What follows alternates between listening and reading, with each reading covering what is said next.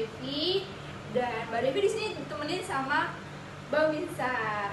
Nah, pada minggu ini kita akan mulai sekolah minggu online kita lagi. Untuk minggu ini tema kita adalah ketaatan kepada Tuhan yang mendatangkan hidup. Ya, Mbak Devi mau nanya yuk sama adik-adik semuanya. Siapa yang di sini taat sama Tuhan Yesus? Coba diangkat tangannya. Ayo papa sama mama dicekin adik-adiknya. Siapa yang gak angkat tangan? Wah, Mbak Devi percaya pasti semua adik-adik angkat tangannya, karena Mbak Devi yakin semua adik-adik pasti mencintai dan taat kepada Tuhan Yesus sama seperti Mbak Devi. Nah, jadi kalau kita taat sama Tuhan Yesus, kita harus mengasihi Tuhan Yesus tanpa mengenal situasi. Mau kita sedih, mau kita gembira, mau kita senang, bahagia, sakit, atau bahkan kita sedang mengalami keadaan yang sulit, kita tetap harus selalu mengasihi Tuhan Yesus dan tetap harus selalu taat sama Tuhan Yesus.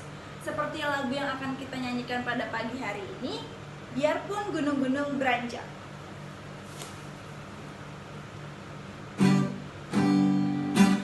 Semuanya bisa tepuk tangan ya adik-adik ya.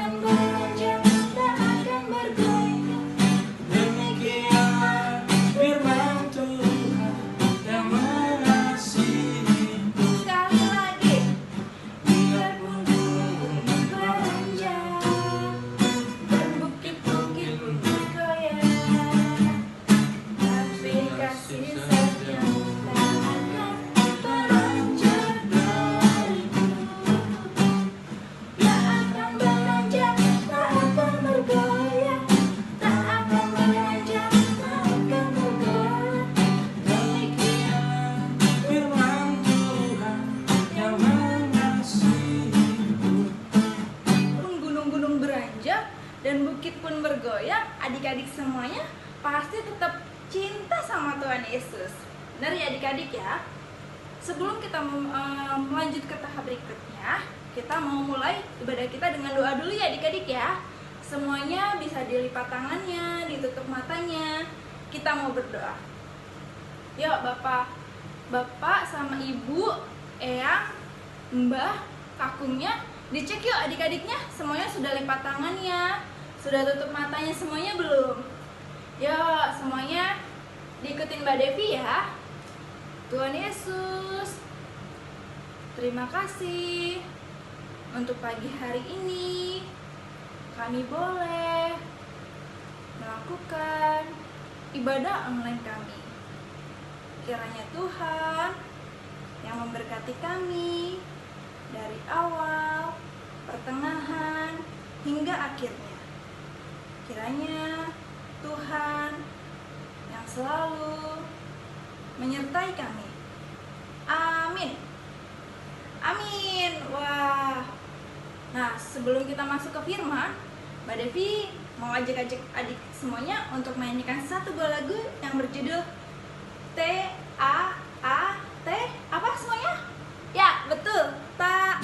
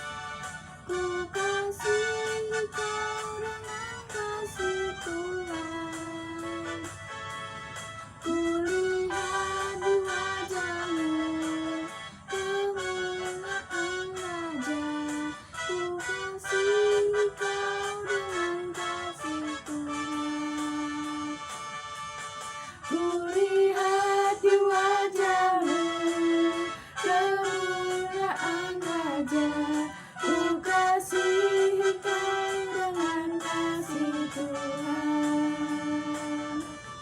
Ku kasihi kau dengan kasih Tuhan. Ku kasihi kau dengan kasih Tuhan.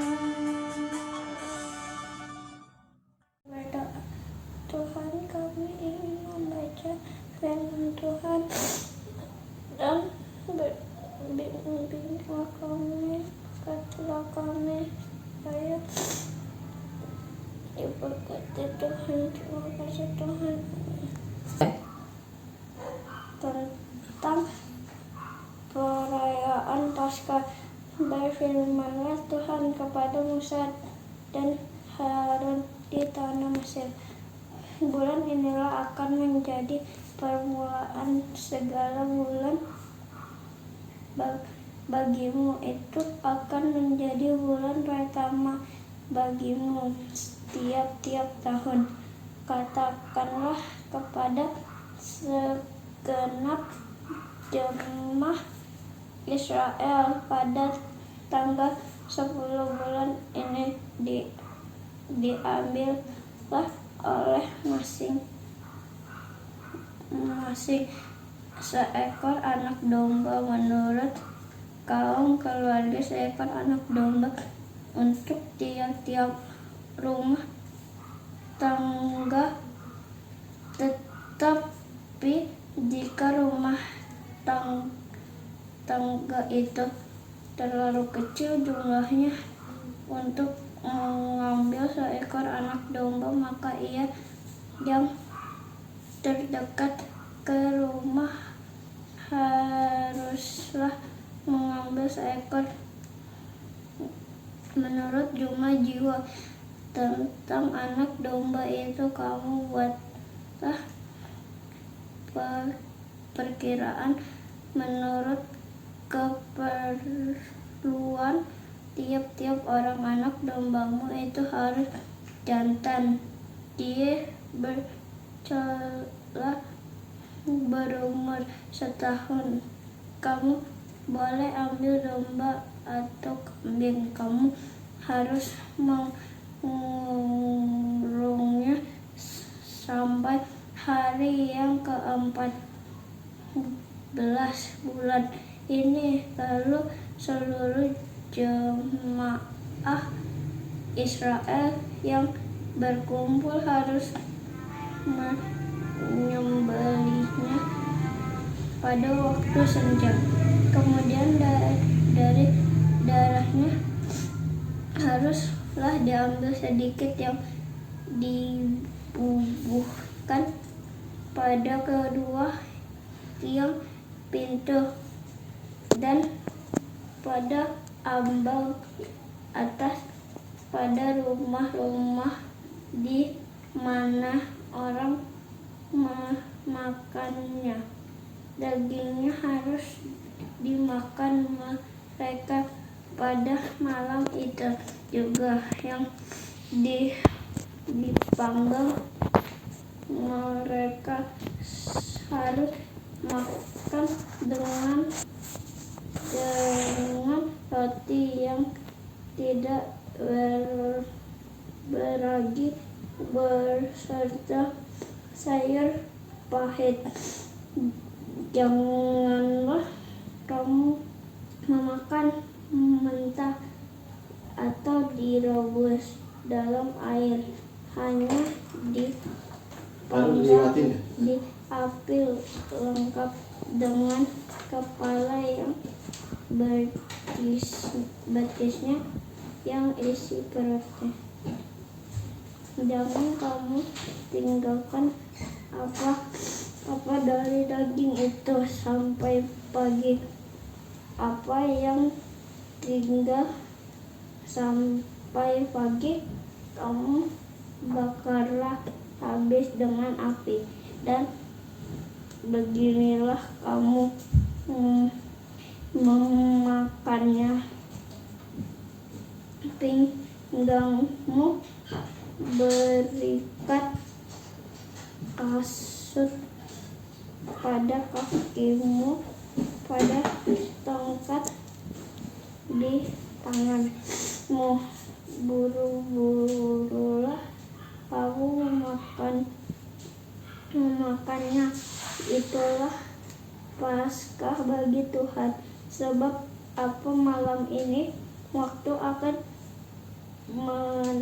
menjalani tanah Mesir yang semua anak sulap dari anak manusia sampai anak bintang akan ku bunuh, dan kepada semua Allah di Mesir akan kujatuhkan hukuman. Akulah Tuhan. Dan darah itu menjadi tanda bagimu pada rumah-rumah di mana kamu tinggal. Apabila aku melihat darah itu, maka aku akan lewat daripada kamu, jadi tidak akan ada tulah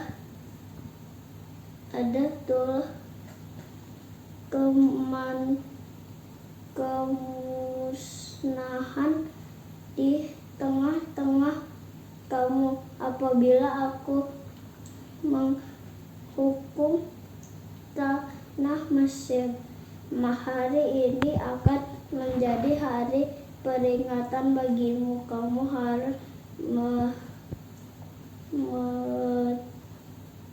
merayakan sebagai hari raya bagi Tuhan. Turun-temurun kamu harus merayakannya sebagai ketetapan untuk selamat. Halo, selamat pagi adik-adik. Ketemu lagi dengan Bu Yuni. Sudah lama ya Bu Yuni tidak mengajar adik-adik. Nah, pada hari ini Bu Yuni kembali datang bersama adik-adik. Kita mau mendengarkan firman Tuhan. Tetapi sebelum kita mendengar firman Tuhan hari ini, kita berdoa dulu. Ayo lipat tangannya, kita berdoa. Tuhan, terima kasih hari ini kami boleh bersama-sama dengan teman-teman kami untuk kami memuji, untuk kami memuliakan nama Tuhan. Tuhan, saat ini kami akan mendengar firman-Mu. Kiranya Tuhan menuntun kami dalam kami belajar firman-Mu saat ini.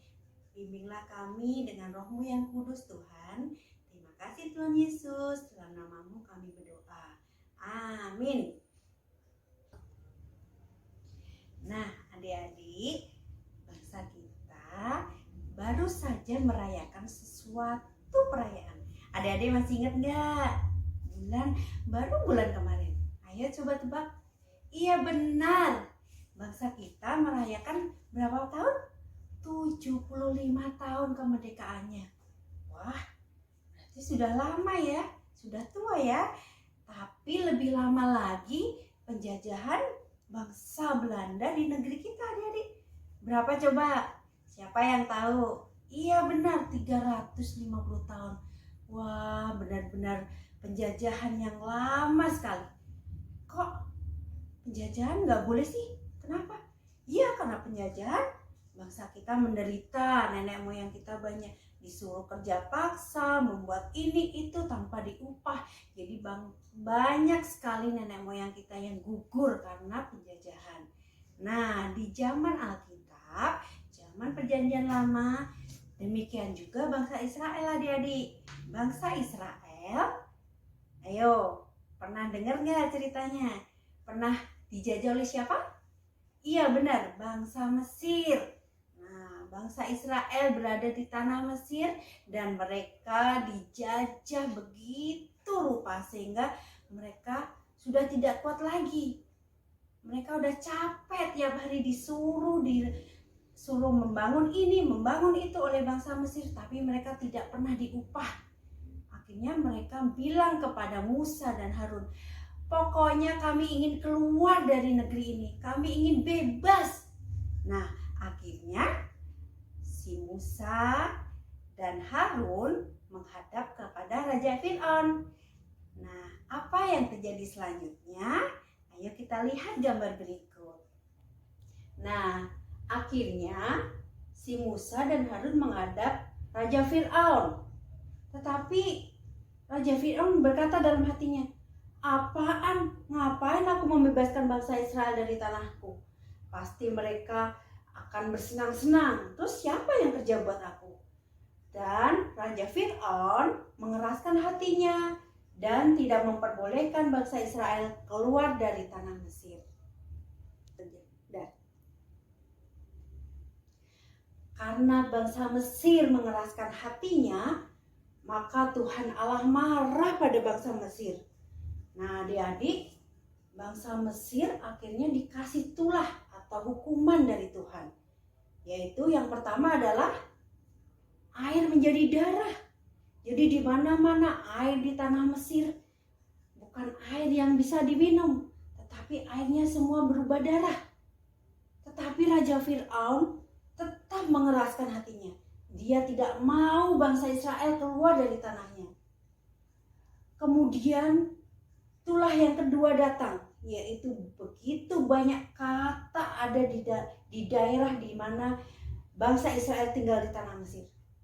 Tapi Raja Fir'aun juga tetap mengeraskan hatinya. Akhirnya Tuhan memberikan tulah yang ketiga, yaitu begitu banyak nyamuk datang di tanah Mesir. Di mana-mana nyamuk yang bisa menyebabkan banyak sekali penyakit. Raja Fir'aun tetap mengeraskan hatinya. Kemudian timbullah Tuhan memberikan tulah yang keempat, yaitu lalat pikat. Lalat apa ya? Lalat pikat itu lalat yang begitu besar, yang pokoknya suka hinggap di mana-mana, di tempat makanan orang Mesir. Jadi makanan yang dihinggapin itu tidak bisa dimakan. Tapi Raja Fir'aun juga tetap mengeraskan hatinya. Dia tidak mau membebaskan bangsa Israel. Kemudian yang kelima, Tuhan memberikan kutukan atau hukuman berupa penyakit sampar pada hewan-hewan ternak. Jadi semua hewan yang ada di bangsa Mesir semua terkena penyakit dan mati. Tapi bagaimana dengan Raja Fir'aun? Oh, no. Aku tidak mau membebaskan bangsa Israel. Kemudian Tuhan memberikan tulah yang keenam, yaitu barah atau borok, penyakit kulit kepada orang-orang Mesir. Itu pun juga tidak membuat Raja Fir'aun untuk mau membebaskan bangsa Israel. Kemudian tulah yang ketujuh adalah hujan es. Nah, adik-adik tahu kan hujan es? Kalau orang kena es yang gede-gede gitu pasti sakit kepalanya. Dan di bangsa Mesir Tuhan memberikan hukuman itu. Tapi tetap saja bangsa Mesir tetap mengeraskan hatinya. Raja Fir'aun tidak mau membebaskan bangsa Israel. Kemudian Tuhan memberikan tulah yang kedelapan, yaitu akan muncul belalang di mana-mana, baik di tanaman, baik di kerajaan, di istana raja, di mana-mana semuanya banyak belalang. Raja Fir'aun tetap mengeraskan hatinya. Kemudian Tuhan memberikan tulah yang ke-9, yaitu gelap gulita selama 3 hari. Tidak ada sinar matahari, tidak ada sinar bulan. Tetapi Raja Fir'aun benar-benar raja yang keras kepala. Dia tidak mau membebaskan bangsa Israel. Nah, akhirnya adik-adik, Tuhan marah dengan Raja Fir'aun. Karena kekerasan hati Raja Fir'aun, Tuhan memerintahkan bangsa Israel untuk menyembelih domba. Karena Tuhan akan memberikan tulah yang ke-10, yaitu apa adik-adik? Tuhan akan membinasakan anak sulung setiap orang di bangsa Israel, di bangsa Mesir. Nah, akhirnya Tuhan memerintahkan bangsa Israel untuk menyembelih domba jantan. Nah, domba atau kambing. Adik-adik tahu kan domba atau kambing? Nah, darahnya domba ini nanti harus ditempelkan di pintu-pintu bangsa Israel, supaya kalau malaikat pencabut nyawa melewati pintu yang dikasih darah domba, maka anak sulung dari bangsa Israel tidak akan mati. Tetapi kalau rumah itu tidak ada darah domba, maka anak sulung dari keluarga itu akan mati. Dan bangsa Israel juga harus memakan daging dari domba-domba itu, dimasak dengan roti tanpa ragi, dan harus habis, adik-adik. Nah, pada malam hari, malaikat pencabut nyawa akan melewati bangsa Mesir, akan berkeliling di bangsa-bangsa Mesir. Dan setiap rumah yang diberi tanda dengan darah anak domba, maka anak sulung atau anak sulung, tahu nggak anak sulung anak yang keberapa, adik-adik? Iya benar, anak yang pertama itu tidak akan meninggal. Jadi setiap bangsa Israel yang mematuhi perintah dari Musa untuk menyembelih domba dan memberikan darahnya di pintu-pintu rumahnya, maka anak-anak mereka selamat. Tetapi berbeda dengan bangsa Mesir. Nah, bangsa Mesir, anak sulung mereka banyak yang mati karena mereka tidak mendengar firman Tuhan. Mereka mengeraskan hati mereka, dan akhirnya Raja Fir'aun mengetahui hal ini, dia menjadi luluh hatinya, dan akhirnya bangsa Israel bisa bebas dan keluar dari tanah Mesir. Nah, demikian adik-adik. Akhirnya bangsa Israel keluar dari tanah Mesir dengan sukacita. Dan dengan peringatan bangsa Israel keluar dari tanah Mesir karena pembebasan mereka dari penjajahan bangsa Mesir, itu mereka rayakan setiap tahun dengan mereka memakan roti tanpa ragi dan juga minum anggur. Nah, itulah adik-adik.